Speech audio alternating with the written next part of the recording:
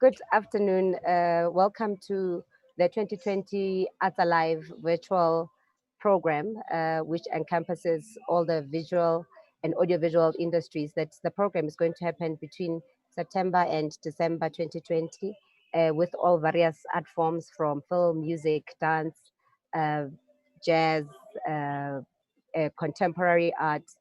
So all of these programs are happening on various streams online. Thank you to the City of Johannesburg that has made this opportunity possible for the arts to continue promoting and being improved, even through COVID and the situation that we find ourselves in. And today, for your host, my name is Ntabileng Pura from the Gauteng Film Commission, and I would like to introduce my panel, and I would like to introduce Mayenzeka Basa, who is from AAA Entertainment, and Helen Kuhn from Indigenous Films Distribution. Mayenzeka, can you just do a quick introduction of yourself and expand more on what AAA does? Yeah, thanks for that, Tabileng. And afternoon to everyone watching, depending which platform you're watching from, whether it's YouTube, whether it's Facebook or Instagram. My name is Mayenzeka Basa, as Tabileng mentioned. I head up AAA Entertainment, which is a sales and distribution company. So we are a global distribution. Basically, we buy and sell films from Africa for the rest of the world, from the world to the continent. And we represent mostly lots of South African films as well as television series, and we sell them globally. We, at the same time, also come in alien projects. We do production as well as financing of projects when necessary. Yeah, so I think, we've been in the business for the past 8 years as a sales and distribution company, but before that, we've just been doing a lot of production in the South African space. Okay, thank you, Maya. Helen? Hi there, my name is Helen Kuhn from Indigenous Film Distribution. We are a boutique distributor that's particularly focused on local content. So the bulk of it is from South Africa, but occasionally we do manage to acquire some African films for this market. We focus particularly on sales in Africa. So we will release classically, ideally a film in cinemas first, and then followed by VOD, which is really box office, DSTV box office in South Africa. There's very few other options that deliver reasonable audiences, and then we'll sell it onto television, whether it's Mnet or SABC or ETV, sometimes Canal Plus on the rest of the continent. So our focus is not global. Our focus is local content for local audiences, but we do also participate in investing in some projects. And in that regard, we will look at world cinema films that can win awards, films that can be popular on the continent, not just in South Africa, and some other titles that could be mainstream that may have which would have particularly a Black consumer audience appeal for the rest of the world. Okay, thank you so much. Then right straight into it. Then we had COVID. Then we had a list of films which you were supposed to distribute, because I know in my little understanding, distributors have a year plan. You don't wake up today and distribute your film. So there's been a plan of programs and films which are supposed to be distributed, obviously between March and December. And all of that was affected when the lockdown hit us, and the COVID-19 regulations required for some of the obviously active and mass gathering activities to be cancelled. How did the impact of COVID-19 affect distributors from where you're sitting? Well, I think let me kick off because obviously the key factor was cinemas were closed. So and of course we were all in the same position worldwide. It's not that it happened only to us locally. So the flexibility was at the order of the day. I think if you distribute, because we don't get into production like Mayenzeka and the AAA team would, we distribute and participate in films and develop films. So at least the thing is, as much as people were not going out to see content on a big screen, there was a surge of viewership and interest in content on smaller screens. So for the films that we had lined up for that period to release theatrically, we literally had to sit with each producer and say, okay, well, what is the best plan forward for your film? Some films could go directly to DStv box office, like a Griquastad or a Stam, which the English title is The Tree. Another title, Seriously Single, we sold on to Netflix for worldwide, not just for Africa. And other titles simply had to move out to next year. I think we're really only all going to feel the impact on the cinema side in the first 2 quarters of next year, because it's not just our own films that are dated on the industry lineup, it's everybody's films, all the distributors, all the studios. So every film that moves has a forward impact on the films around it. So I think the avalanche is actually still coming. It will really only hit us on a cinema level next year in the first quarter, because now there's a rush for screens and we're going to have major congestion in that period. So it remains a balancing act. But the key factor would just be look for the best time for every film that can earn its best revenue and still deliver it to the intended audience, even though that may not necessarily have included the cinema leg. So, that's the upside, is if you work in distribution, you're working with all the various platforms, not just the cinemas. Yeah, I and think then Maya, from your side? Yeah, to add to what Helen said, I think the major impact was in the theatrical space, for sure. There's always, I guess, the thing that comes with having the red carpet, and being able to go to cinemas. So, but that didn't happen. So when COVID came, that kind of really came to a standstill. But the opportunities, of course, opened, as Helen said. If we take a lesson from Seriously Single, like one of those, or any other titles that went either to DStv, box office, or Netflix. But I guess from our side, as a company, the key factor is that we never really get projects that specifically goes to either to just directly to global or directly to specific platforms without it starting in the cinema space. So even from our side, because all the projects now that were not going to go to cinema suddenly were not available just for us to be able to exploit. And because I guess local distributors like Helen Kuhn were forced to do different deals, were forced to do alternative deals. But at the same time, even when the opportunity opened, where now everyone was sitting at home and platforms were looking for more content, or even the television space broadcasters were looking for even more content to fill the slots. You must understand, so when COVID happened, production stopped. Now, because there's no production, which means everything else we could sell kind of stopped as well. Whatever was fresh, was new for us to sell, really came to a standstill. The challenge we have in South Africa is that there's not many people who have a library of content that they own. Most content is either owned by broadcasters, but independent producers own nothing. So it's difficult to exploit whatever they had, or whatever they had was already been exploited. Everything new really kind of came to a standstill. So I think that's where the kind of the challenges was, that there was just like a shortage of stuff to sell. So we can, I think what worked the most, international content that came in numbers was really selling into the local space. So, but African content didn't really exist, because you must understand, producers in South Africa, they produce, now they sell the same year, right? So they don't have like 4 projects they're working on, or 5 projects or slate. They're just working on that one project they've been financing for the past 5 years. And when everything else came to a standstill, there was nothing else to be able to, to push into the market. Manteki, you did mention before, though, that you saw a pickup in the advertising VOD numbers of some of your titles overseas during the COVID period, even though they may have been catalog titles. Yeah, exactly. My point was that because there was an appetite now, right, for content. So let's say the AVOD platforms, which normally we would consider as the last option. So in the distribution space, you have, as Helen Kuhn, you have cinema, then you have TVOD, and then you have pay TV, free to air, and sometimes the same time as free to, you can have SVOD platforms.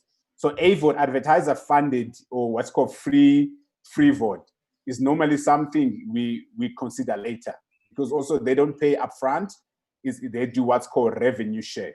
And oftentimes you do these rev share deals and you never see the money. But now, because of COVID and people didn't have the money, and people were at home, needed to watch. So the AVOD platforms were really where people were going for them. They had data in other countries, not like in South Africa, right?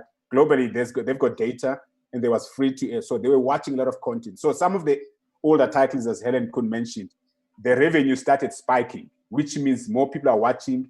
And I couldn't really, there was not enough content to be able to feed that. But whatever I had was library already was starting to show the numbers.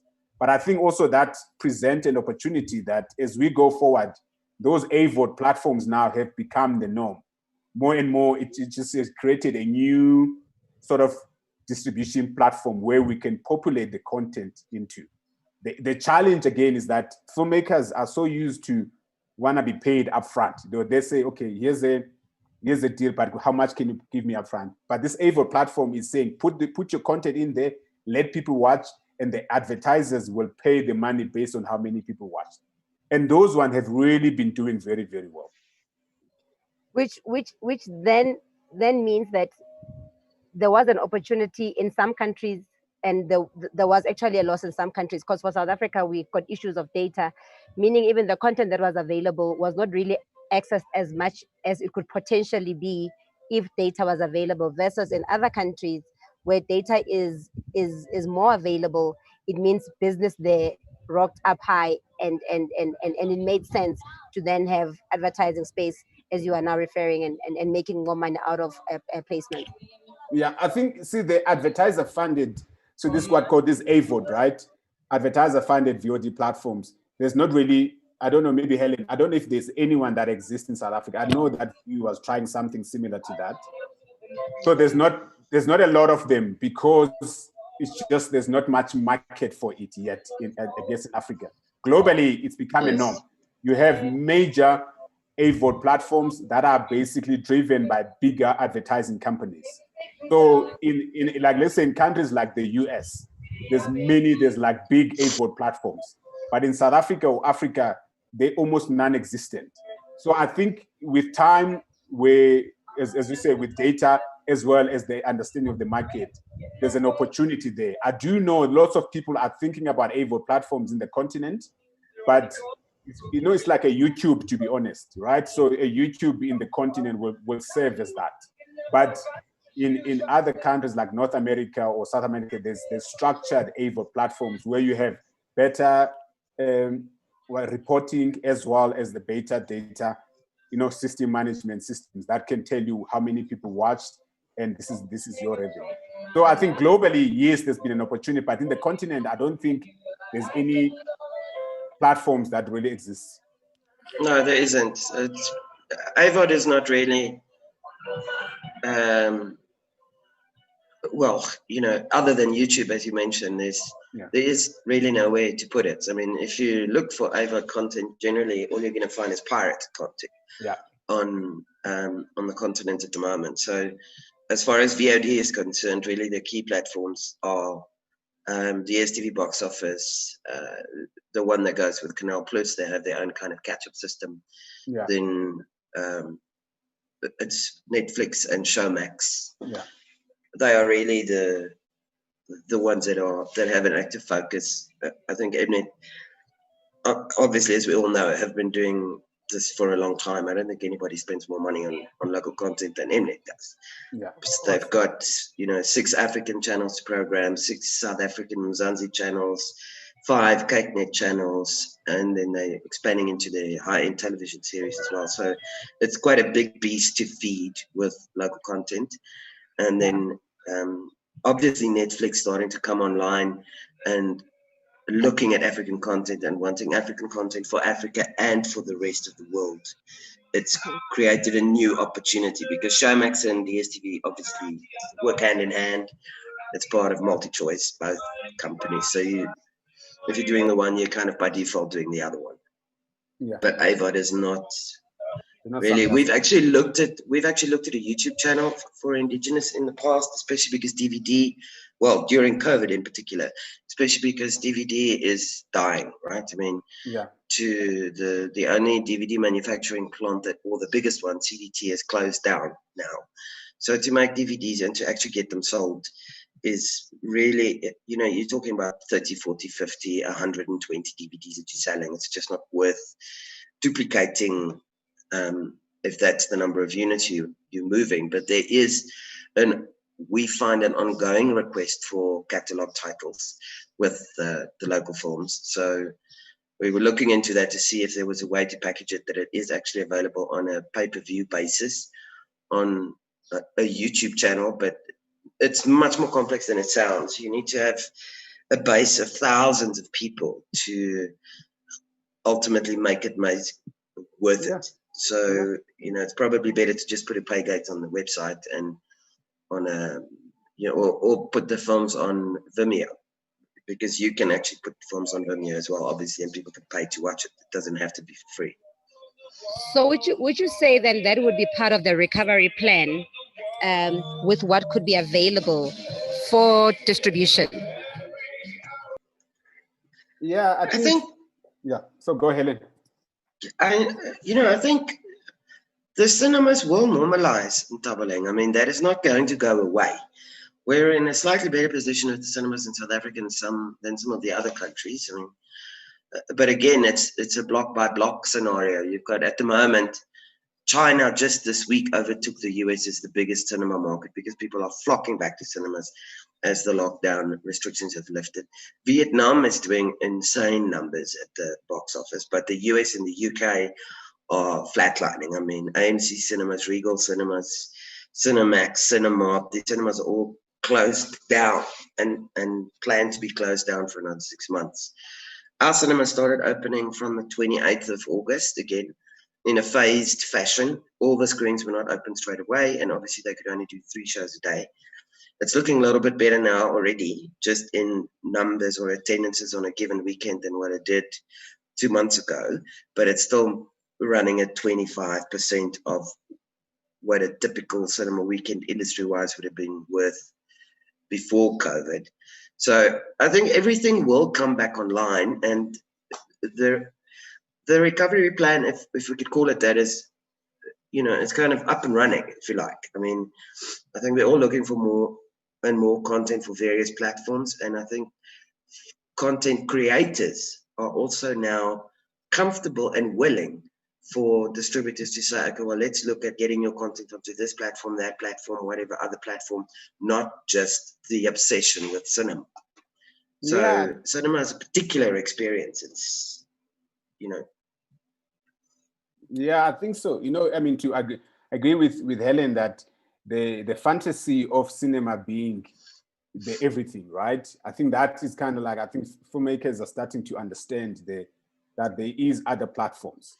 Like, I do think cinema will normalize, but also it presents opportunities, you know, for collaboration with other countries. You know, like you said, I mean, I'm a big fan of China. It's still yet a market to be tapped by African content creators. They always the notion of looking into North America. Of course, North America will normalize, but the loss they've had with cinemas, like you said, all the cinemas that are closing down is massive. That recovery is going to take a bit of time. But I guess from the South African or African perspective it's kind of making us to relook in terms of how we're going to finance the projects. So you must understand that money is not going to be readily available, but also most money to invest in, even in our film and television business. A lot of private equity doesn't really exist. So even though those people had free money, it's going to be hard for them. But it's probably also an opportunity because it's the only industry that's kind of sort of COVID safety. If you can create the library up front before COVID, you know, it's because everyone is going to be watching. If we go into pandemic and into lockdown again, people are going to have to watch something, whether they watch it on any platform or they're going to be entertained somehow. And you see, during COVID, people have watched so much TV. I think both DSTV, Box Office, Showmax, and Netflix reported the spike in terms of numbers of how many people watched content during lockdown. And I think lockdown also has made people aware of priorities. I think more and more people will start to realize where they need to spend the money. It's people need to, but it's gonna be difficult. You know, I think our economy has been hit hard by the COVID. We have yet to feel the impact. As Helen said, yes, we, in terms of cinema release, but just in terms of the impact of the economy within our people, we will feel it for the next 2 years. I think next year is going to be even much more harder. I do know the president has put some recovery plans in place, but it presents an opportunity for us to keep people happy, entertained, and I think that's where the opportunity is within our industry. But like I said, I think the producers now will learn to trust us, will learn to come to us for advice where we said, okay, let's look at this option. AVOD is also an option. TVOD or that market first is an option. I think more and more content creators will come to us and kind of really listen to what I guess we have to say. Just one other thing to add there, Ntabaleng, is something that has, we're getting endless requests at the moment.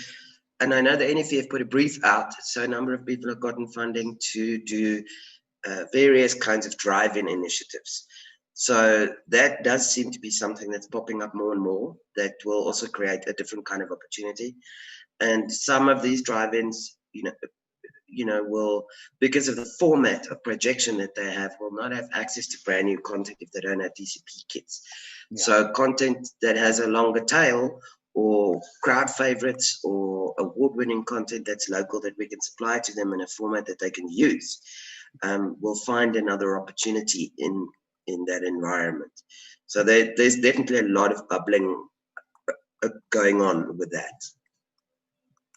Which then comes to the point that what Mayenzek is saying is that as part of, I think it was going to lead to my next point, saying, then how do we then start creating that business model that now production houses begin to trust distributors and start approaching them at a script level development? Because then once you understand the script development and you partner at that initial stage, it makes it easy for the distributor to then advise best at which alternative platforms outside of cinema one could propose and one could look into to actually better make more money or get content spreading to wider territories as possible.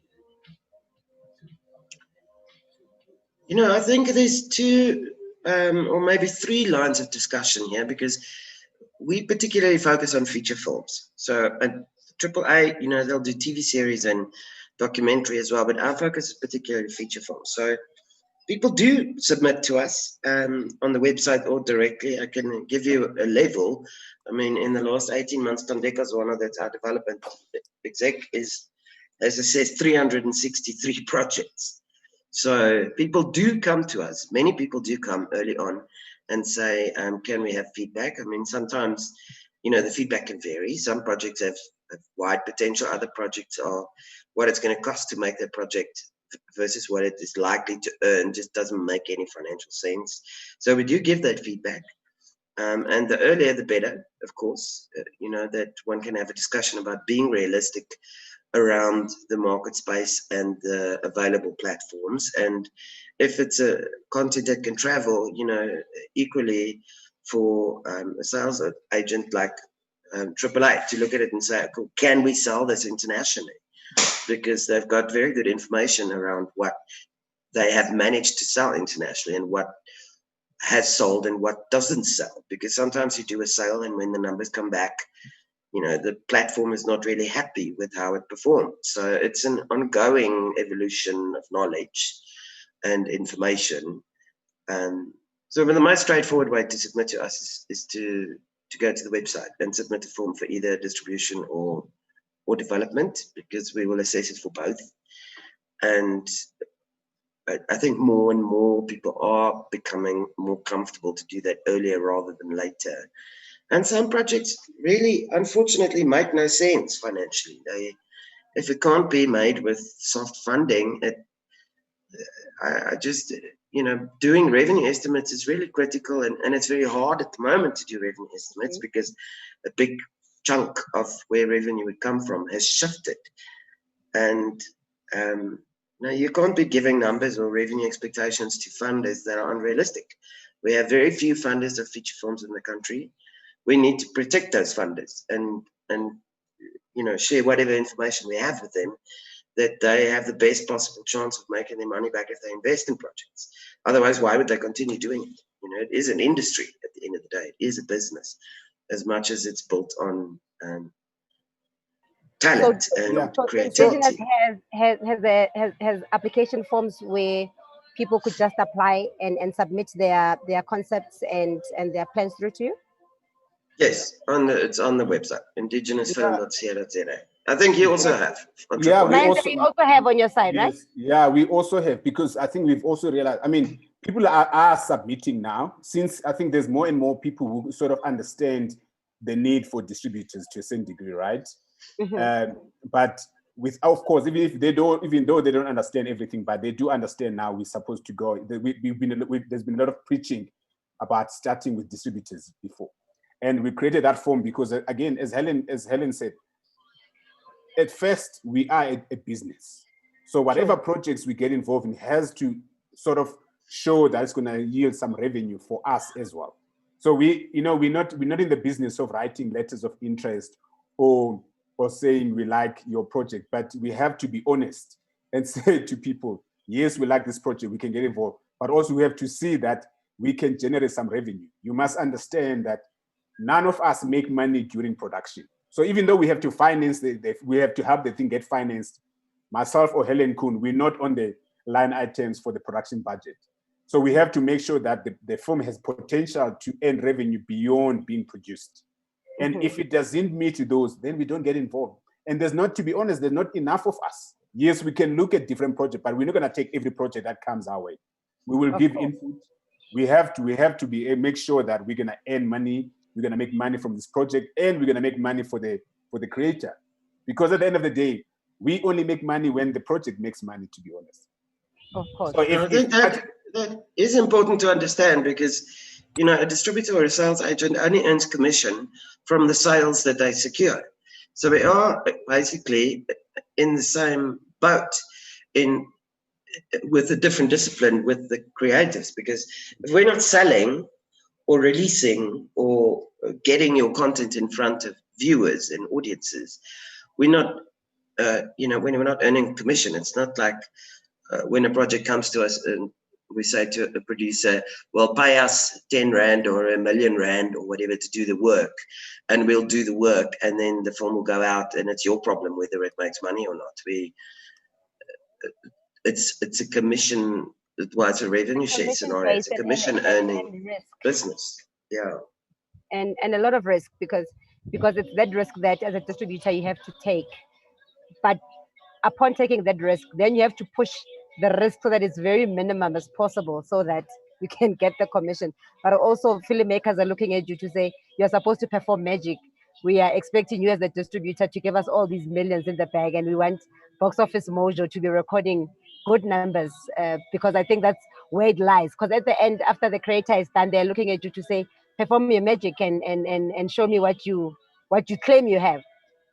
Yeah, I think, it's so funny. I always say this to people. I mean, there's amazing stories, but there's always this thing where every creator always think their baby is the best, right? It's gonna make billions of rands.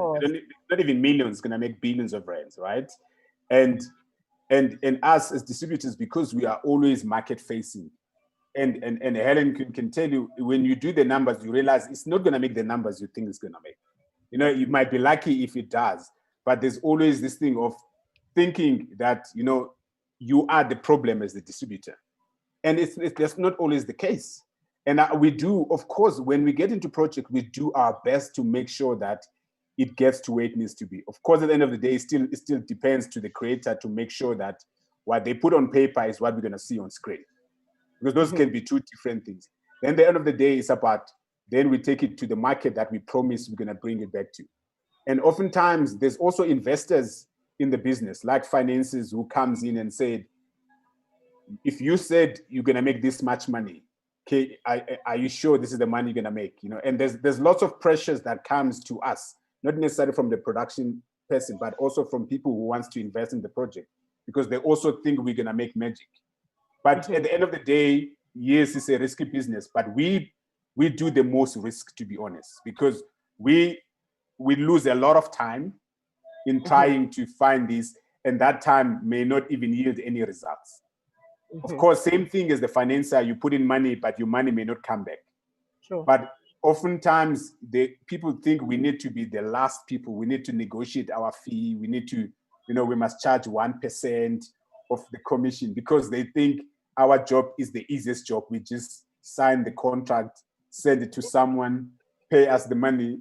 but that's not the case, So I can imagine, because I think even as funders, which is I'll speak from the Gauteng Film Commission side, is people always think you've got the bag of money in your handbag, and everywhere where you go, you must just approve somebody's project and give them the money and do not ask too many questions. But unfortunately, that's not the case, because I think when we're also trying to make film a business, the most important part of it is what happens after it's been done, it's been produced. Yes, jobs have been created.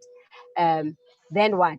Because in the history and the experience that I had in the past, is that there's so much content that we have, but because of many reasons, that it was not either meeting the standards of the producer, meeting standards of a theatrical release, meeting standards of any other platform, we've got content that is gathering dust.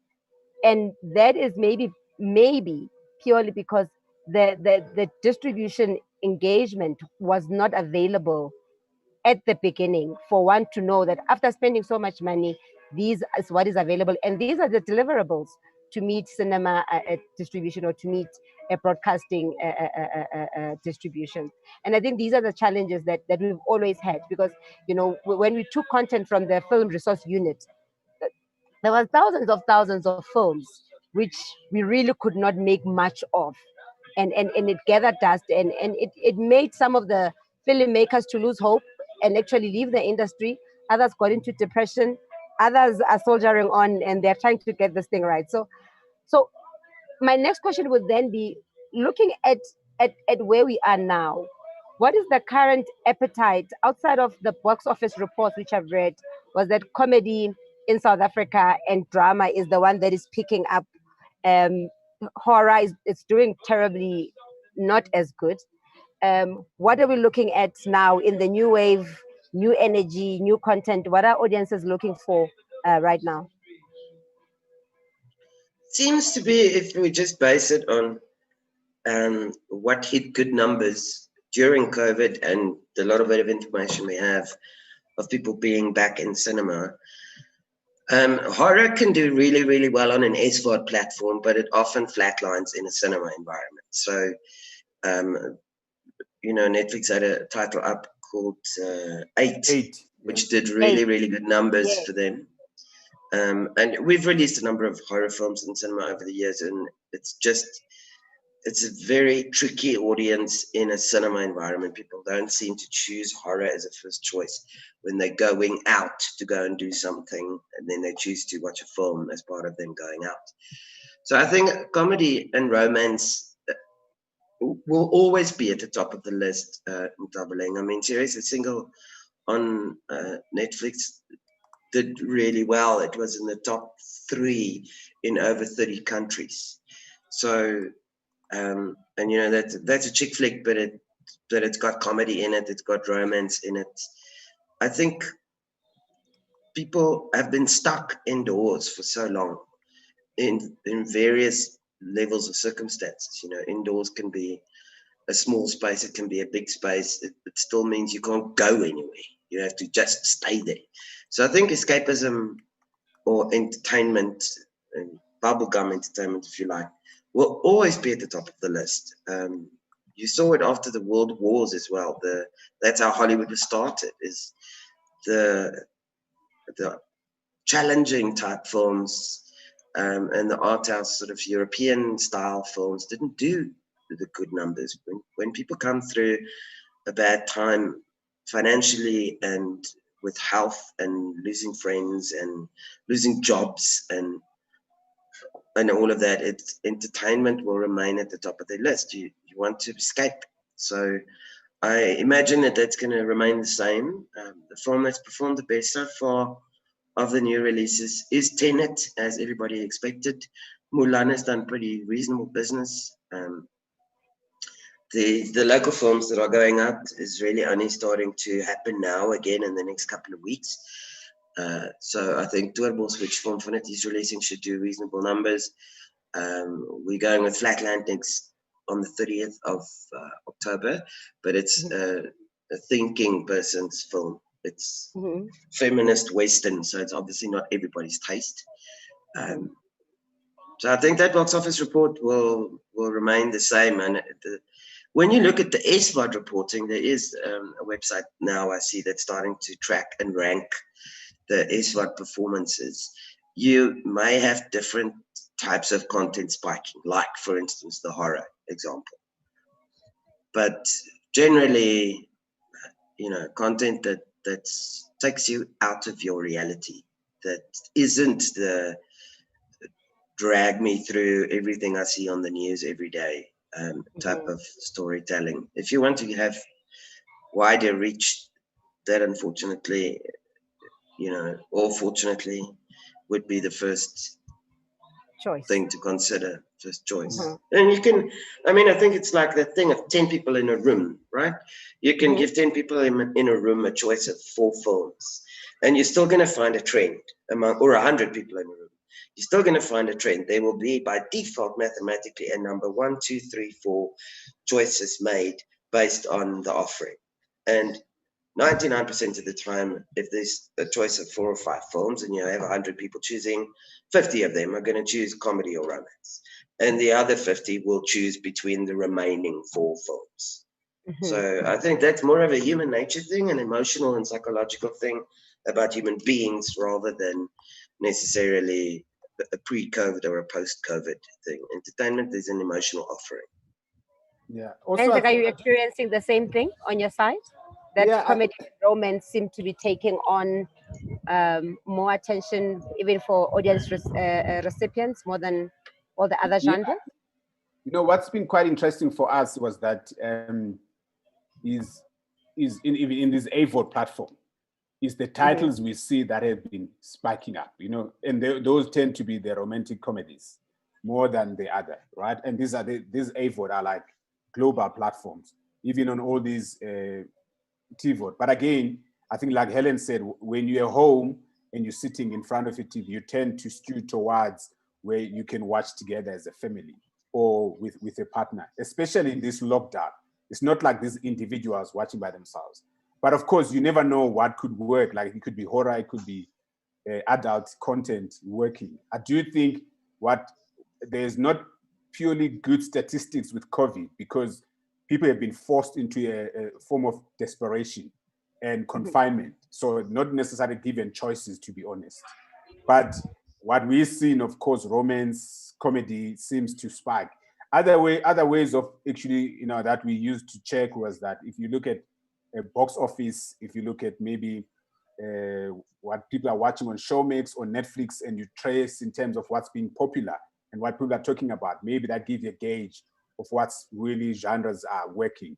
So I do think, it's all comes down to great stories at the moment. Yes, there's always the norms of romantic comedy, action comedy, romance dramas, high-end dramas. Those ones, from the previous, we know those ones work.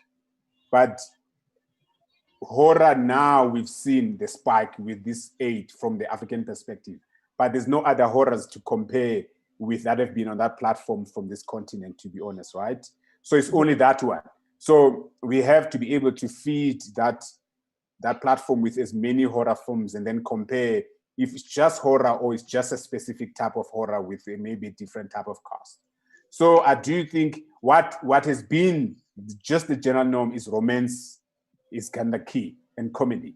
So those ones really work, but it has to be good romance and it has to be good comedy, because you say this to people and they bring you what they deem as romance and then what they deem as comedy, and those are two different things. So, but I think the other thing is always to remember, I think if one had to see it from the creative's point of view, is the principle is always there is a market for everything. It's just the size and the value of the market in money is not exactly the same from film to film to film. So if you don't want to make romance and you don't want to make comedy and you want to make you know, an art house award-winning film that may be particular, addressing a particular issue or drives a particular message, there's a place for that film. You know, that film will find an audience. We will find a platform where it will find an audience. It's just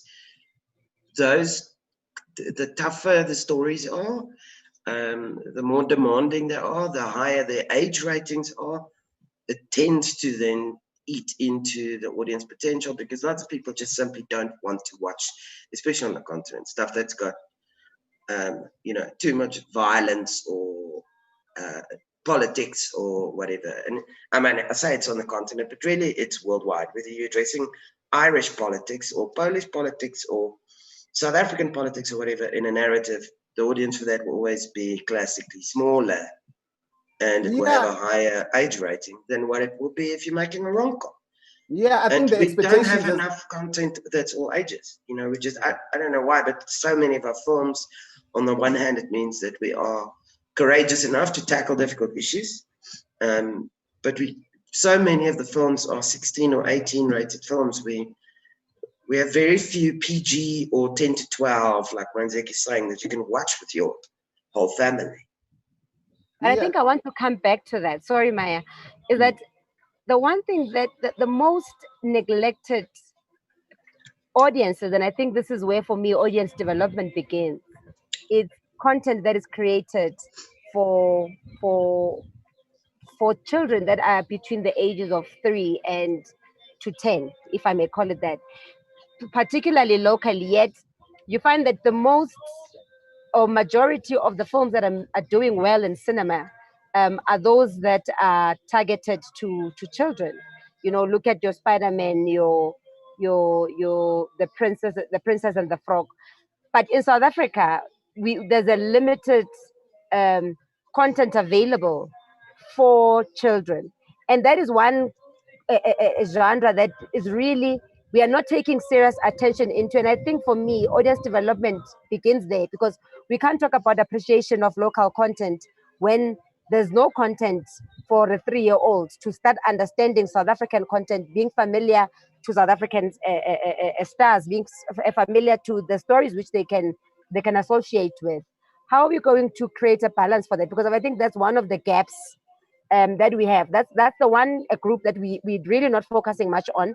And the second group which we are not focusing on is the audiences between the ages of 60 to 70.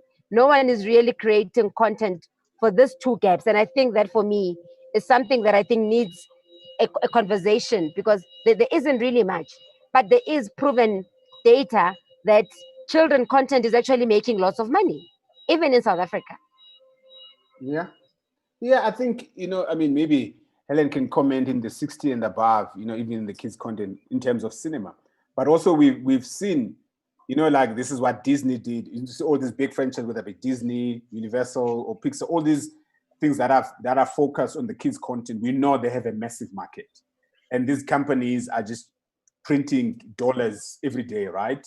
Now, the question whether to ask our content creators whether we like money or not. I think that's kind of the question, or where we just don't like money. And I do think there's a freedom to the creative sense of wanting to create what you know and what you want to be able, where there's a message you want to portray. Now, and it questions whether, you know, what type of a society we are in terms of creators, whether are we family orientated or not. Because if you think about it, family content which speaks to kids, it's very important. And it's probably, it will change how things are, you know, like besides just purely animation, even live action or family dramas. It's what kids or what all broadcasters program from 8 a.m. in the morning till 5 p.m., right? It's all family content and kids content. It's mostly, you go to SABC, MultiChoice, ETV, anyone else, that's what they have. And they fill those slots. Now, that thing, it makes you wonder, why aren't content creators in South Africa creating this content? And we can tell you from the distribution perspective, it is lucrative content. It is the most sought after. It's the content that doesn't really exist. But if you created that in numbers, going, say, in feature films, in television dramas, teen dramas, none of these things exist. And this is the most important content to create. So it's a conversation to have. I think it's the next level of really educating people the needs and the demands for this content. And I think oftentimes we have a very mature society that without thinking, we actually neglect children, right? We neglect our kids. And I think it's something that's embedded in our society, because when you're thinking for the kids, when you're thinking about your children, you will think about creating content for them. And I think it's something we've seen in our company as well, that we realize that it's something we need to start looking at, just purely from the distribution, we know it's a wholesome thing to do. So I think that there's an opportunity there. And I think there's an education, even from the funding perspective. I think from early development, from organizations like yours, Yes. FC, NFVF, these ones that want to develop new audiences.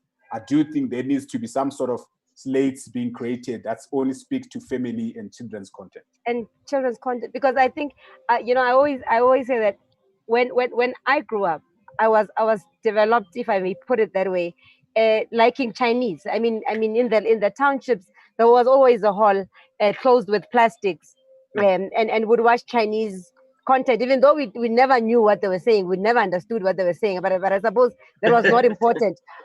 But as a result, you can play any Chinese films right now. I can follow, because there was audience development which I had gone under through the Chinese content, if I may put it that.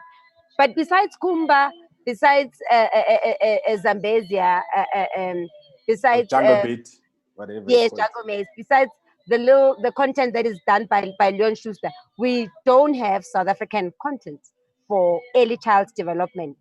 As a result, there was also a catch-22 when even there was homeschooling, because all parents had to do homeschooling all of a sudden. Then everybody wanted content to refer to make examples for kids, and we didn't have of our own to explain things further, but to also get kids to understand basics of the basics using audiovisual. We do not have. That's so absolutely true. We do agree that there is a need. No, there's right? a real need in doubling. Absolutely. I mean, we've over time we actually started dubbing some animated content from the rest of the world into local languages to be able to reach young kids. If it's been mostly animation, but because there's absolutely nothing other than, as you say, Kumba Zambezia, Jungle Beats, Jock of the Bushvelds, like ages ago already. And we did Kings of Mulberry Street, which, they're just a live action one that played to younger kids. But it's a real gap. And because it's a real gap is why we started repackaging animation from various places in the world into, Zulu, Afrikaans, Xhosa, whatever. We're looking at more and more. The ideal would obviously be to do it in all 10 languages, because other than English, because it comes in English already. But we've done that with that consciously driving it, because there's nothing for kids in the feature film environment. And they're a tricky audience, obviously, as well, because obviously you need to present content to the parents that the parents deem to be fit for the kids to watch. And it's quite interesting when you start delving into it, how many things, you just see in content, language-wise and action-wise and whatever, that is not really suited for kids. So to even find animation from other places in the world, independent animation that will speak to a 5-year-old and still deliver wholesome values, is not as easy as it sounds. Yeah. It's a big. I completely agree with you. I mean, how on earth can we expect a teenager, because we're starting to see that teenagers, it's very tough to get them to choose local films, because we've had this gap, as you say, where the only local content they would have seen would have been whatever television series or soap operas or whatever they've been watching. So, and that is not the same proposition as a feature film, or when you're going on a date to choose a feature film. So teenagers are a very tough audience to sell to anyway. So if you're not developing a taste or an appetite for local content when children are little, How on earth do you expect them to leap across and choose local feature films by the time they're 16? Mm.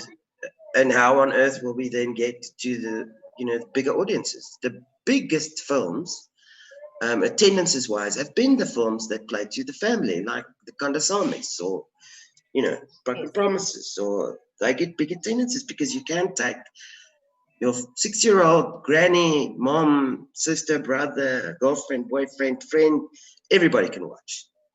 So it's a real gap. Family content and kids content is a real gap. Yeah, and also, you know, it's what's so funny. I mean, if you look, I think Disney now is starting to change. Also, having family content, even animation that is representative of who we are. You know, hardly we had black characters, right, in animation, but now maybe they're starting to come. But you know, there's still a massive need in that space. I mean, even the stuff you watch from Disney is still not necessarily represented. I mean, my 6-year-old child, every time he browses via Netflix or whatever, and he's looking for content that has people that look like him, and it's limited. And he'll tell me, Daddy, I just finished this series. What more can I see? I'm like, dude, I don't know. He says, don't you work for Netflix or Apple? Why don't you just make one? You get what I'm saying? So I get this because these kids now at 6-year-old, these schools, they're making them to have conversations. It's like he watched something called Raising Dion, which is, I think, is one of the platforms. It's got a black kid who's a superhero, who's got this thing. And he says to me, when am I going to get season 2? I'm like, why? He's like, there's nothing else I'd want to watch, because for the first time, he can find a character that looks like him and that's representative. It's not Barbie or something else. So, and more, those stories are needed. And like I said, during lockdown, you know, I had a conversation with one of the private schools where they're looking for content that has black kids to be able to use it as part of the class, right? Because, you know, of all of that. And it didn't exist even on YouTube. It was difficult to search for it. And here in South Africa, we have the opportunity to be able to create that because we're an English-speaking country and we have a massive black population, but we're not creating even just TV series. So we don't really have a lot of this content. So like Helen said, there's an opportunity there that just presents itself purely from the development perspective of the like GFC as well as KZN or NFF, just to help develop properties that are like this. A kids slate, you know, I mean, there's been across the organizations, there's been women's slates and, you know, short film slates and emerging filmmaker slates, and there's been a number of various slates, but I think there would be great value in a kids slate if a call went out for that. Yeah, and to add to that, Helen, you know, it's so funny. There's one genre, or there's one sort of market that often people neglect, right? Which I saw even, you know, in the VOD space that tends now to, you know, to grow. It's the faith-based market. Now, and faith-based and family values tend to overlap to a certain degree, right? But they also they miss opportunities that, you know, Africa as a whole, as Helen can tell you, you know, swearing and all these other things are not accepted, but faith-based will play a major African appeal because just by the nature that Africa is very Christian or very religious. Very religious. So very religious to a certain degree. So and that's a market that's not even tapped into, even in the feature film space. We've been bringing a lot of international content that are faith-based, but it just doesn't hit that market yet. I mean, we went through a process as a company where we were doing all this exhibition of faith-based content to churches and to different, and we saw there was hunger. There was a hunger for local faith-based content, but it has to be done well. And there's a market there without just really being very over the top, but just making people to, you know, and it's not necessarily, it's not very denominational or it's not very, but it's just, it could be in any faith, but there's such a hunger for that type of content, and it doesn't exist, to be honest. And there's lots for it that exist as well in broadcasters, even in the VOD platform. We bought like a faith-based family content, you know, one of them, it didn't do well in the box office, but onto a VOD platform, it just became like, it shoot the lights up. It was insane. So, and these are the things we have to look, where do we put this content, which platforms? It may not necessarily work for the cinema audience, but it may work for a VOD platform or straight to TV. But this is the content that needs to be created.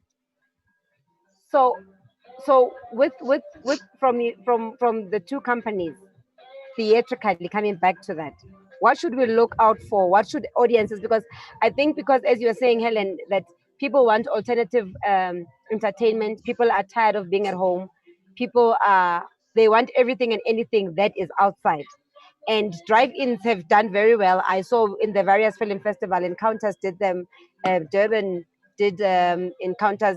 There's the guy who's in partnership with Indigenous Linda, who's doing a drive-in at the Mary Fitzgerald and at the Walter Sisulu Botanical Gardens, and that is also picking up. So on a cinema stream, what is coming your way between now and at least the festive season? Are there any releases that were on hold which you are intending to release? Yes, we were going to go with Barakat in December, but we've moved it out to May now. The film is doing its awards run first. So what will go first, if you're talking local content in particular, Yes. the Flatland is releasing on the 30th of October, which it's a very cool movie, actually. It's quite unexpected when you watch it, because you haven't seen like badass chick Western type local film really being made. So, and it's a star-studded cast. So it's Jenna Bass's third film, and then Valedictory, which is Jamil Kubeka's next film, is still in early December at the moment, and it's set in that matric rage period time. It's three friends that are on a road trip after they finished school, so it should play pretty young. There's one Afrikaans film going from Finity, as I mentioned, Toerbos, which is based on an Italian Mattia book, so that would translate to Magic Forest. So that should do it. Screen at Silver Scanum last year, so I think that will do pretty well.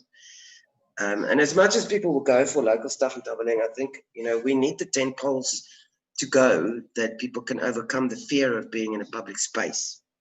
So, a Wonder Woman or a Bond or whatever, when these films release, I think that creates great opportunity for marketing activations around the local films, because new material, the sequel to Material, is also going early next year. So there's more in next year than there is currently. Because it's as Manjaki said, the volume is the volume. There is only X number of films available. So it's we're sort of running at that sort of 20 to 25 titles in a year from South Africa that release. We need to get to a point where we can double those numbers. I mean, like, again, it comes down to development. I think there needs to be some sort of way how we finance properties. And the one thing I actually realized, the funding partners in South Africa don't talk to each other. GFC, NFVF, because no one really talked to each other and say, guys, let's come together.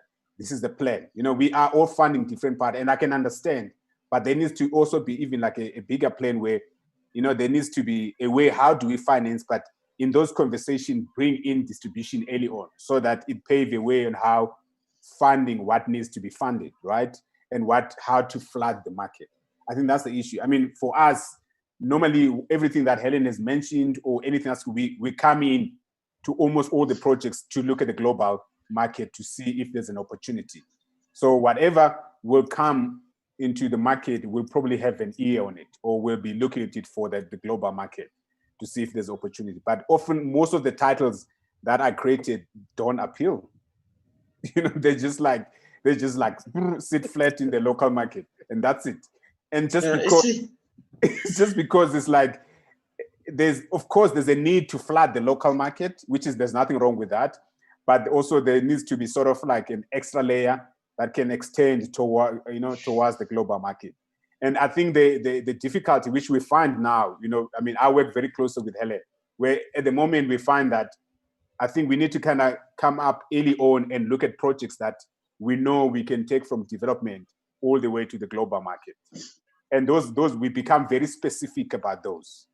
But everything else that we take is always limited because, you know, you only see the producer when they want a letter of interest. Then you see them when they finished it, and you don't know what happened in between. Like, where's the film that you told me is going to be now is totally different because there's just there's no communication. So. I know. That reminds me, that's what you said earlier, to say every filmmaker, they think their film is what the country has been waiting for and it's going to be the best, only to find that things happen during production. And then the film that was pitched and the and the completed films, you feel like they're two different projects because I suppose things happen and creativity, we lose creativity because we are everything, you know. Directors are not focused only on the creative side. You have to worry yourself about finding, you have to worry yourself about editing, you have to worry about, so we tend to creatives become sales agents within their own productions because they are trying to juggle their productions around, and because of that, something will always be lost. Whether it's the good creativity of the content, or something will always go missing at the end because of then there's no full focus on the particular strength that the person have. That the director will only focus on directing, the producer will only focus on producing. You know, we always have to juggle these things around because of this lack of budget. But I think yes, I agree with you. We're only beginning to communicate more with agencies where now we are able to sit down and share productions with the GFC is supporting and the NAVF, and then we start saying, okay, let's see which ones we could support so that at least they're out of the loop and they could be completed so that they can make way for new productions. Because I think another thing that also creates the lack of a huge number or an added number of productions is that a lot of films take time to be completed because of lack of accessibility of funds. So you'll find that GFC has supported this five, not this five. So these ones are stuck, these ones are stuck. Then none of them are completing their products for them to compete. But I suppose you're correct to say once we then have that target of promoting this particular number of films, then we are able to get them produced quicker and then they can be out of the way. Then we can create more. But I think with everybody asking and finding money at different places, you find that a production will start primarily because of the monies. And because of others will say, we have met our targets, we can't help you this year, you'll have to wait until next year. And all of those things as well, I think from a government perspective, also creates to the delay, which could shorten the process of productions. And I will really not be shy about saying that, to say, I think also the lack of departmental communication that could potentially improve could then lead to a shorter time of production. And I think it's something that we are now beginning and trying to effect. Yeah, I'll give you an example, Wenente, is that, you know, I could forgive first-time filmmakers, right? Them going and make, because it's going to be difficult first for me to just get global, you know, unless you like brilliant, you know, but, you know, you have to hone your skill in this industry, right? But established filmmakers who've been around for 20 years, you know, they should be doing 3 or 4 projects. And it comes down for me to, like I said, the intergovernmental. And nothing stops government to say, you know, I can count in my fingers, right? These are probably the top filmmakers in the country, right? There's like this 10 in this number. Even the top companies are like probably 10, right? These are the companies you can find. If you gave them each, you went to all of them, you said, I'm going to give you this much money, this much money, this much money, this much money, and I want you to give. And you don't even need a call out for that because you know them. You said, I want to give you this, I want to give you this. And at the end of the day, I want you, after 3 years, to bring me. You will have more, you'll be much more effective than what you're doing now, right? Where you find when people do application. But if you went to them, you said, what are your needs? What are your needs? What are your needs? Because you know they've been creating for 20 years. They know how to create. You say to them, here's money, here's a lump sum, here's a lump sum. 3 years later, 3 years down the line, or even 5 years, you will see so much impact because those guys will create amazing projects, will have the freedom to give you what is needed. At the same time, will have sustainable jobs for 5 years. So in a way, for me, it's, I mean, of course, you need to be able to have fine line issues, but that's a better funding model than what you're doing now, where people have to keep coming for that 20 or that million rand or that 200K or that 50K, so that one is not necessarily effective because they come when they're hungry. But if they know for 3 years, this is what they're working on and the funding is in place, you will have a much better impact. That's just my take on just how things should be financed.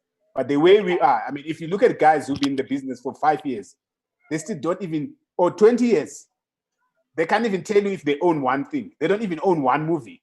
Like, it's like, but what have you been doing for 20 years? Purely because the funding and the distribution has never been as involved. Because, and it's the best way to influence and to help people is to get involved. And from the government perspective, I think that's kind of like the most best impact you can ever make. And just say, cool, here we go. But, at the moment, it's just, we're going to go around like this, to be honest. That's just my take. Excellent. So, yeah, what do you think, Helen? I mean, don't you think that makes sense? Yeah, I think the thing is, it's basically you're talking about slates again, right? Yeah. Where you're saying, and it does exist in various places in the world, where you're saying particular production companies have to deliver X number of films over, if we're talking film, maybe the mix must be film and TV and whatever, doesn't have to be film only. Yeah.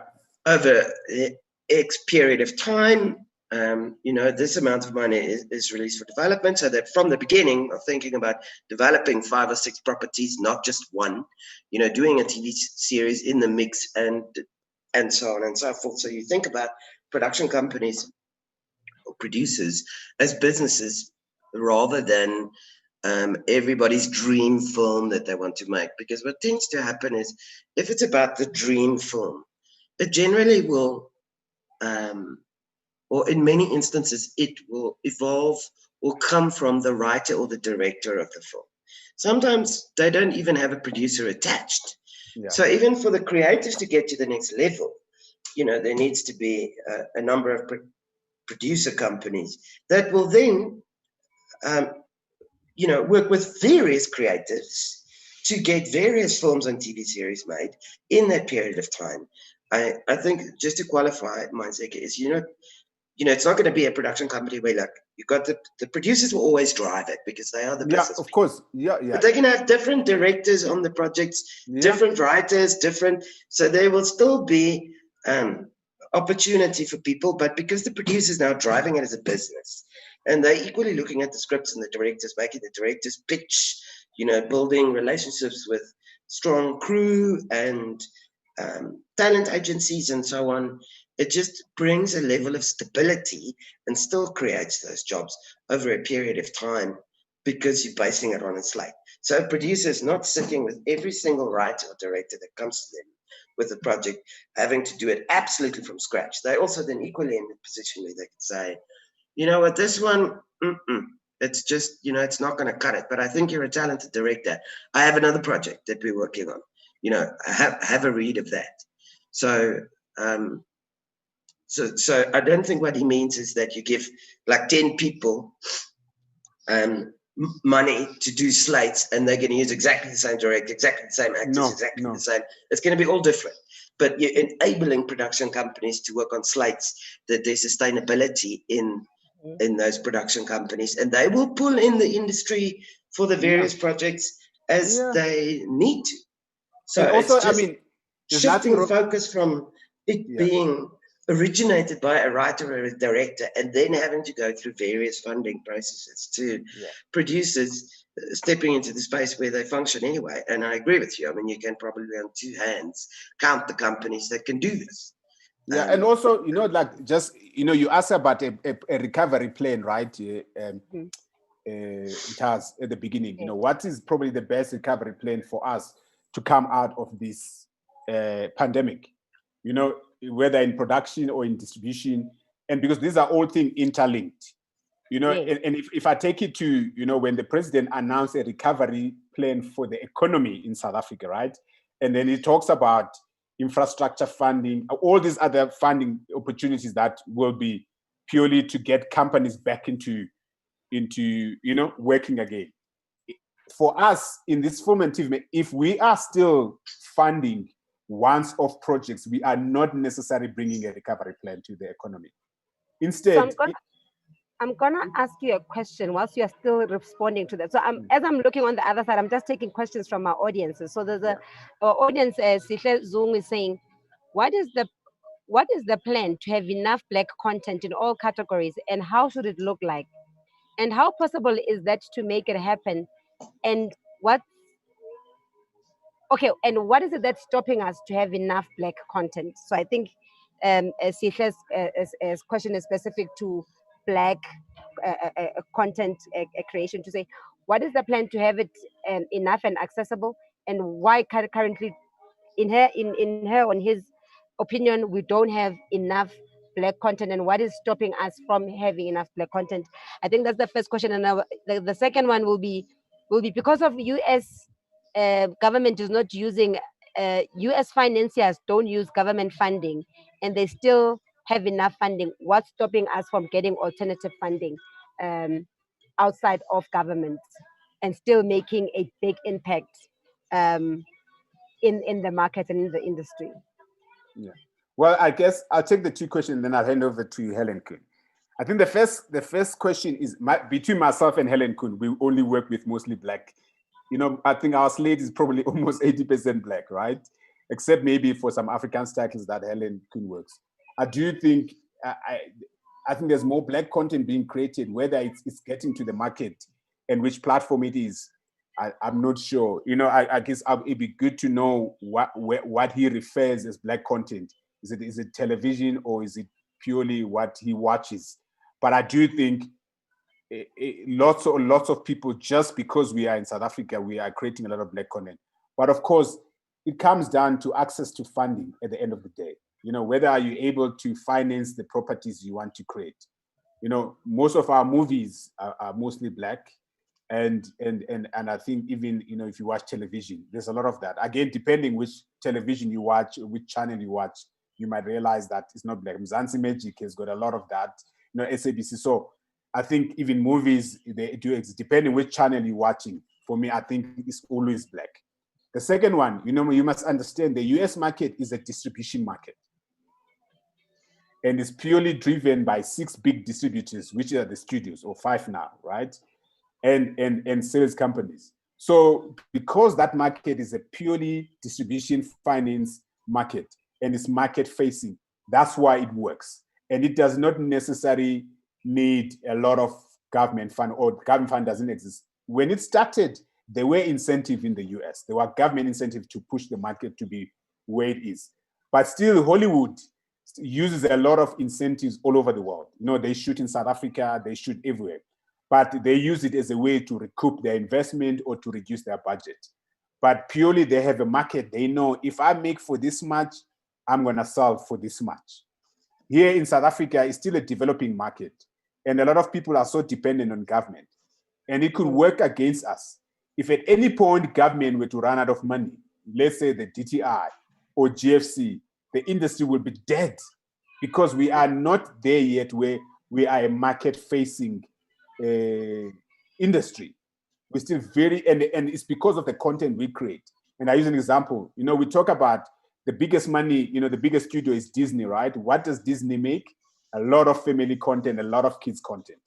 And we need to get to the point where we have enough production and distribution companies in South Africa that are creating or helping to create content that is market facing. But because everything is government linked, it tends to not necessarily be market facing. And I say this thing again is because everything created by government for government does not necessarily have a market, but everything created purely for the market tends to grow the industry. So that's kind of my answer to it. I don't know if that makes sense. It does. Thanks, Maya.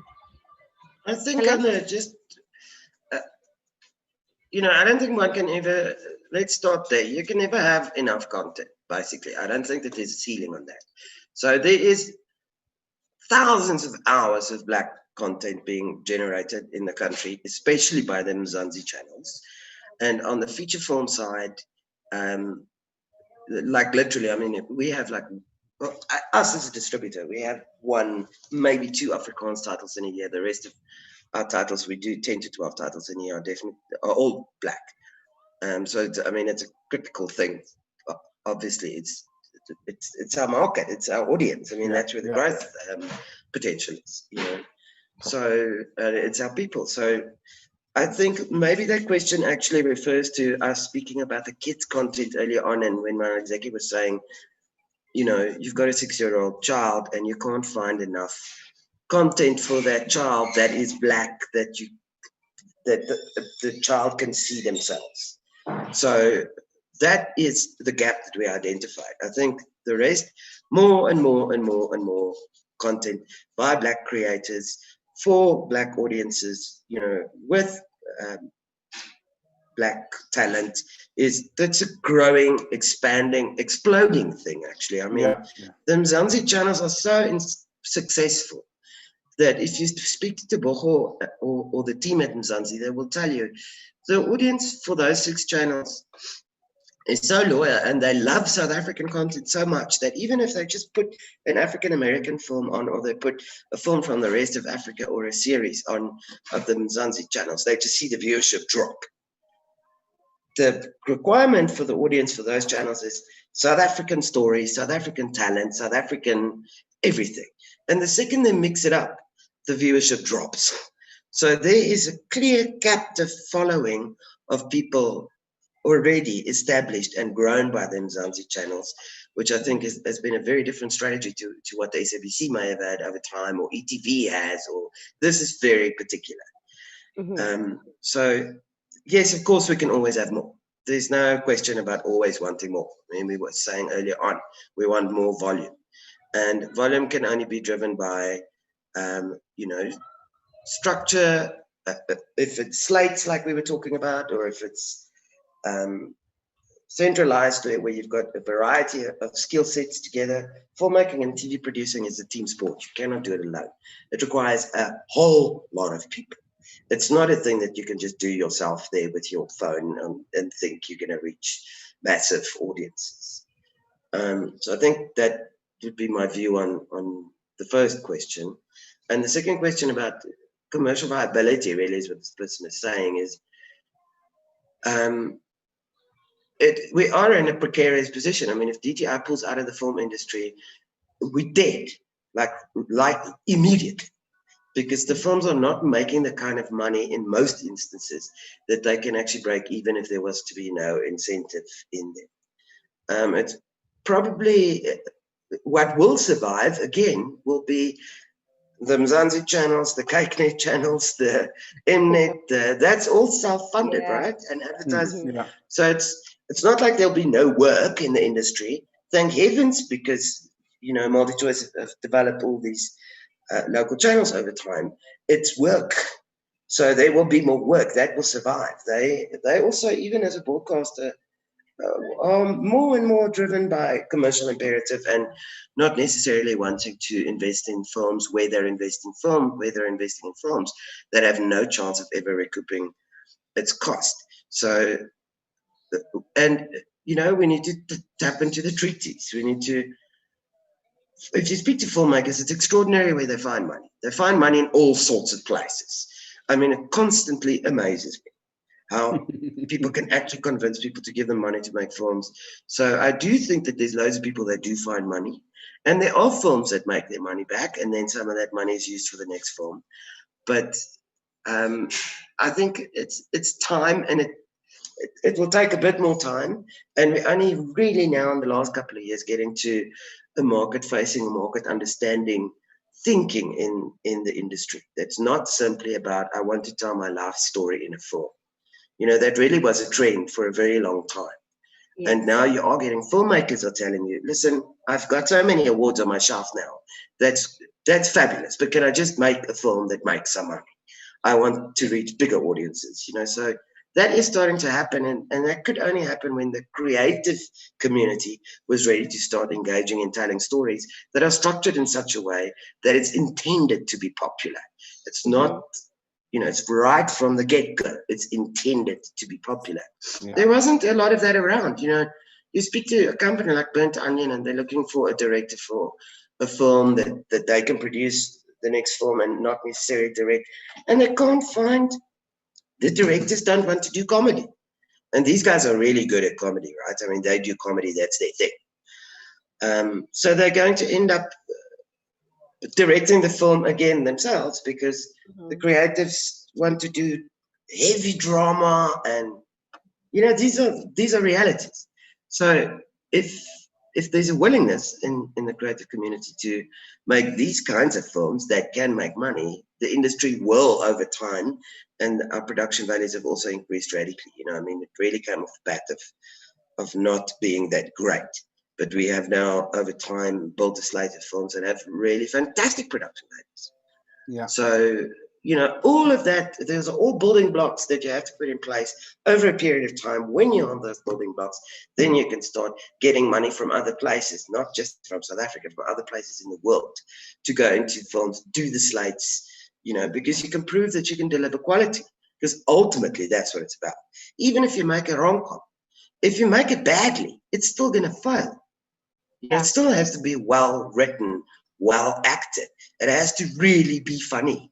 There must be chemistry between the people that are falling in love with each other. So there's a difference between making a film and making a film well. And making it's not the same thing. Just from your reports, Helen, how well did Seriously Single and The Letter Reader do on Netflix? Letter Reader is actually going on box office on Friday, the 23rd. So that plan changed over time. Congratulations. So that'll be up on DSTV box office on the 23rd. And then it will, then it's going on to television after that. And Seriously Single, the way that the S5 platforms report is very high level. So they don't give you exact numbers. None of them do. Not Showmax or Netflix, or it's only the TVOD or the pay-per-view platforms that you can get exact numbers. But Seriously Single did their feedback was it was in the top 3 performing films in that when it just launched in over 30 countries worldwide. So it did really well. It crossed over well in Africa as well, which was a great win, because it's tough to get content that can play across the continent, like we said before.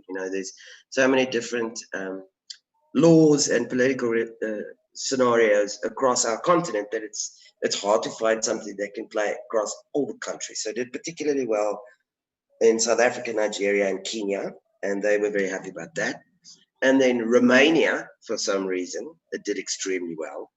Latin America, it did well, and that's starting to become a trend. I think Latin America, there is obviously an appetite for our kind of content in Latin America as well, as there is here to an extent. But Letters of Hope is the one that is going on DSTV box office.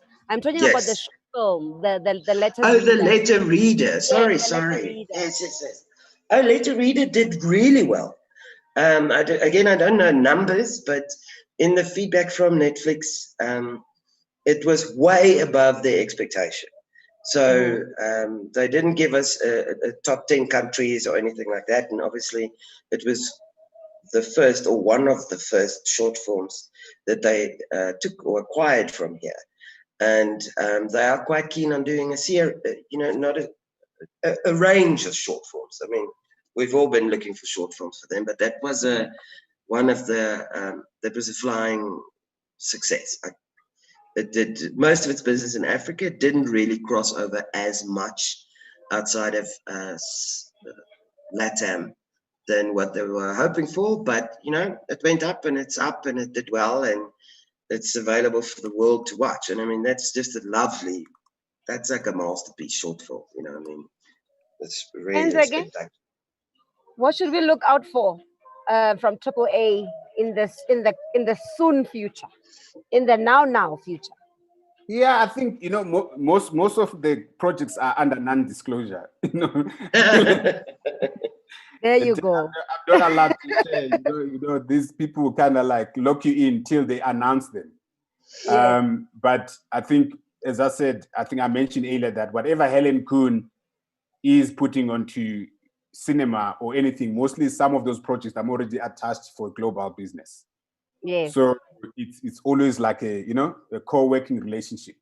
But of course, I think also just from the development perspective, we are developing our own projects that we feel like the market needs to start looking at, you know. So those are the things that we're also doing. And yes, you know, and I mean, I'm known for collaborating with probably all the top producers, right? For films in South Africa, help them, you know, finance, package. So it's one of those things, again, I can't say anything about it, you know, because this thing is live. So I'll lose my clients. Filmmakers always say, distributors, they speak like they can go on and on, but you did not hear them because they're actually not giving you anything, but they're giving you something, but they are not saying anything. So no one never understands you, but but you're yeah, there. no, but yeah, I mean, I think there's like some exciting big announcements coming. You know, I think more and more I'm hoping again that, you know, things changes in the production space. You know, more and more we're coming in terms of helping just to finance the deals. And of course, there's some big projects that are coming into major platforms, but can't really say anything about it. So I do, you know, we are excited. I think also the opportunities there, I think we are in the new normal. You know, I think more and more, I think Helen Kuhn will tell you, most of my conversation is about rebranding the industry as a whole. It's about how do we kind of find a way to not to go back to where we are. You know, what COVID has taught us that the industry almost died, completely dismal. Now I'm trying to find a way, just from a financing perspective, that we don't come back to this. You know, where we have I think we have to segment our industry to a certain degree. Like we do, we have up and coming, we have high end. We have to keep our high end production companies alive. And the only way we can do that is how we structure our financing. You know, start more and more looking into the slate. So I'm pushing more and more for that as a sales company. Let's do slate projects, because then I get to make money, right? In slate projects, I get also to be to survive. Yeah, but it's also sustainability, right? I mean, the thing is that there's slate projects, it's sustainability. It increases our ability to plan, date the films, and plan the sales, plan the distribution, date them in such a way that the films actually help each other, not cannibalize one another. You know, leverage other films that are out there from a marketing point of view for trailering opportunities, poster opportunities. So like make Hollywood work for us as well, you know, not just and the other way around. And you know, the honest truth, and I think for time. The honest truth is, conversation is nice, but we can go on forever. Yeah. So no, I do think as final comments, the global market, you know, thank you to platforms like Netflix, because, you know, we've always been preaching the opportunity that exists. You know, these countries that Helen Kuhn mentioned, Latin America, China, all these markets have always been open. We've been preaching this to producers, that there is opportunity. You know, there's so many, some of these North American channels are wanting to buy great content from South Africa. I think the opportunity now does exist. But again, I want to say, it's difficult to be able to say to emerging filmmakers, you're going to make it, right? And I think from a company perspective, I do think emerging filmmakers, you have to make as many short films. You know, there's money there, the NFVF for short films. Make as many of those, you know, make 200K and make money. But for the high-end established filmmakers, there's an opportunity now in the global market where, with your experience, if you start creating the commercially viable projects, that you can start becoming sustainable. I think we need to come together to start fighting for sustainability so that our industry is able to survive. For me, I think that's kind of like my final word to say. I think it's time to collaborate more. We need to collaborate more and more now, especially now coming back from COVID. You know, lots of people have been hit hard. So I do think we need a lot of collaboration and start to create content that appeals to the right audience. Thank you so much, Maya. So Elicit says he's very happy that the industry is opening up, which is very good. However, he feels that the industry is only open for Gauteng people, and there seems to be a huge negligence on other provinces and other languages for content creation. So I think that's just a comment to say, yes, in as much as the industry is all well and good, but there seems to be more attention given to how. But I suppose I don't really think it's Gauteng is given the opportunity, illicit. I think it's more on people, particularly from a government experience, to respond to illicit, is that people always have freelancers. They always move around to where the money is. So I know when our sister agency KZN Film Commission was launched and it opened, a lot of filmmakers, they flocked to KZN because of the money was available in KZN. And when the money changes and it goes somewhere else, filmmakers are always willing to pack their bags and then move. So illicit, the industry is not closed. We are encouraging filmmakers to create content in all the languages, all the official languages. And I think, yes, even from all the other provinces, please do feel free to create your content and just speak to the right distributors as and when you need help. Then you'll be guided according to the film that you're trying to make, the length of the film, the genre that you're looking to focus on. And I think advice could always be given. So please don't be discouraged in any way. The industry is not only consisting of filmmakers from Gauteng and content that is from Gauteng. So please go wild in those provinces. In actual fact, among the things that we all want to promote as South Africans is promoting South African languages, one, and in terms of preserving who South Africans are. Number two is also promoting South African locations, because we're trying to ensure that South Africa is a preferred destination for film production. So I think there's still an opportunity for one to just go wild. You know, I know Eastern Cape is very good with the forest. KZN, Durban, they've got nice oceans. Cape Town, there's the oceans and all. So the more we get newer locations as well, refreshes the eye of audiences, which I think is very encouraged. So I think you can do that. Helen, last words from you? I really just want to echo the collaboration sentiment, because it's a tough industry that we're all in as it is, even though it's one of the industries that survived COVID, and entertainment, there will never be an end to people's need to be entertained. It's built into human DNA. So we're not going to get past to continue the content, to continue becoming more and more excellent. We need to collaborate more and more and more and more. That's really the key sentiment I want to echo. I think content will continue to be enjoyed by South Africans here and elsewhere, and so I'm pretty optimistic. I know that it's tough times, but I think the fact that the various sizes of screens are now started to be taken seriously by a much wider range of creatives in our industry means we can actually take the next leap, So collaborate. So I think what I'm taking out of today's conversation was that the themes were centered around collaborations. It was around sustainability. It was about